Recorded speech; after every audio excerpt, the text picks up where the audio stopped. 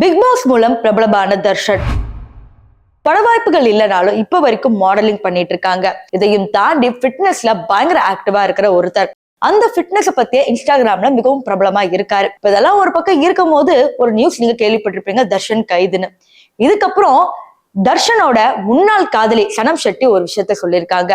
இப்ப இதெல்லாம் என்னன்னு தெரிஞ்சுக்கணும்னா இந்த வீடியோ நீங்க முழுக்க பார்க்கணும். சோ வாங்க வீடியோக்குள்ள போகலாம். பிக் பாஸ் பிரபலம் தர்ஷன் இலங்கையில இருந்து வந்திருந்தாலும் மாடலிங் பண்ணி இப்ப கொஞ்சம் ஃபிட் அண்ட் ஆக்டிவா தான் இருக்காரு. சோ இன்ஸ்டாகிராம்ல நிறைய வீடியோஸ் போட்டுட்டே இருப்பாரு. சோ அது மட்டும் ஸ்டாப் ஆகிறதே கிடையாது. இப்படி எல்லாம் இருக்கிறப்ப சனம் ஷெட்டிக்கும் தர்ஷனுக்கும் பிக் பாஸ்க்கு முன்னாடியே ஒரு காதல் ஏற்பட்டு இருந்தது. ஏன்னா ரெண்டு பேருமே மாடல்ஸ். அதுக்கப்புறம் கருத்து வேறுபாடுனால இவங்க இருவரும் பிரிஞ்சு போயிட்டாங்க. இதுல சனம் ஷெட்டி எல்லாமே குறை சொன்னது யாரை பத்தின்னு பாத்தீங்கன்னா தர்ஷனை பத்தி தான் முழுக்க முழுக்க குறை சொன்னாங்க. இதெல்லாம் ஒரு பக்கம் இருக்கும் போது இன்னைக்கு காலையில உங்களுக்கு ஒரு செய்தி கிடைச்சிருக்கும், இந்த மாதிரி தர்ஷன் கைது அப்படிங்கிற மாதிரி. அதுக்கு முன்னாடி தர்ஷனுக்கு என்ன ஆச்சு, யாரு மேல தப்பு அப்படிங்கறத தெரிஞ்சுக்கணும். விடிய காலையில 3 மணிக்கு தர்ஷன் ஜிம் போயிட்டு வீட்டுக்கு வரும்போது வீட்டுக்கு முன்னாடி ஒரு பெரிய கார் நின்று இருக்கு.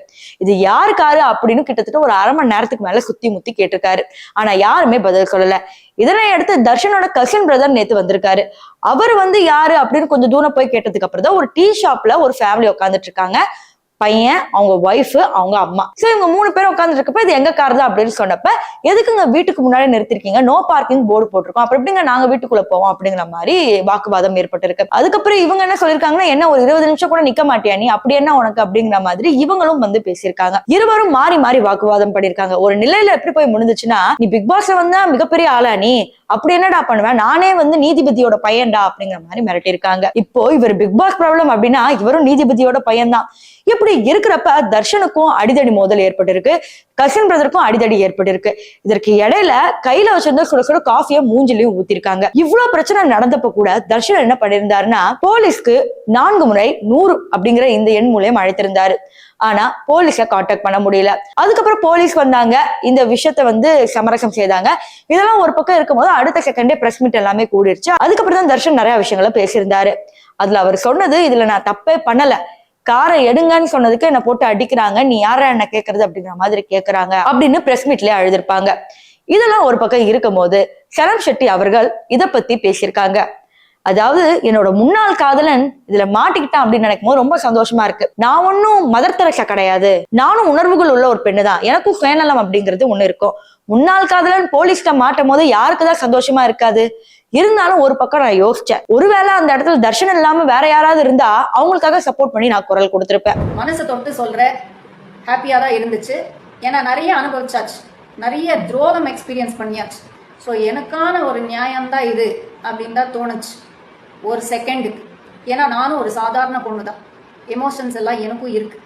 ஆனால் தர்ஷன் இடத்தில் வேற யாராவது இருந்திருந்தால் அவங்களுக்காக நான் குரல் கொடுத்திருப்பேனா இல்லையான்னு கேட்டேன். கண்டிப்பா கொடுத்திருப்பேன். இந்த விஷயத்துல எனக்கு பெரிய டவுட் இருக்கு. இப்போதான் பிரச்சனை ஆரம்பிக்குது. அது ஜுஜுபே ஒரு பார்க்கிங் சண்டேல இவ்வளோ பெருசா எஸ்கலேட் ஆயிட்டு சேம் டே அரெஸ்ட் பண்ணிருக்காங்க. இவ்வளோ வேகமா சட்டம் வேலை செய்யுமா அப்படின்ற ஒரு பெரிய டவுட் எங்களுக்கு வருதா இல்லையா? அதுவும் இன்னைக்கு ஃப்ரைடே, வீக்கெண்டு. இன்ஃபேக்ட் விசாரணை நடக்கணும்னா மண்டே தான் ஆரம்பிக்கும். அதுக்கப்புறம் தான் அரெஸ்ட் பண்ணுமா இல்லையான்றது முடிவு பண்ணுவாங்க. அதுக்குள்ளே அரெஸ்ட் பண்ணி வச்சிருக்காங்க அப்படின்னா, அண்ட் ஆப்போசிட் பார்ட்டி ஹைகோர்ட் ஜட்ஜோட பையன், அவங்க சொல்றதுதான் உண்மை அப்படின்னா, ஹாஸ்பிட்டல்ல இருந்து அவங்க பேட்டி கொடுக்குறப்போ இந்த சிசிடிவி ஃபுட்டேஜ் வெளிவிட்டிருக்கலாமே. எஃப்ஐஆரே ஃபைல் பண்ணிருக்காங்க அப்படின்னா இந்த ப்ரூஃப் ரிலீஸ் பண்றதுல ஒன்றும் பிரச்சனை இருக்காது. அது ஏன் இன்னமும் பண்ணாம இருக்காங்க? ஸோ இந்த பிரச்சனைக்கு பின்னால இருக்கிற உண்மை கண்டிப்பாக வெளிவரணும். தப்பு பண்ணாதவங்க தண்டனை அனுபவிச்சா அது மிகப்பெரிய ஒரு குற்றம்.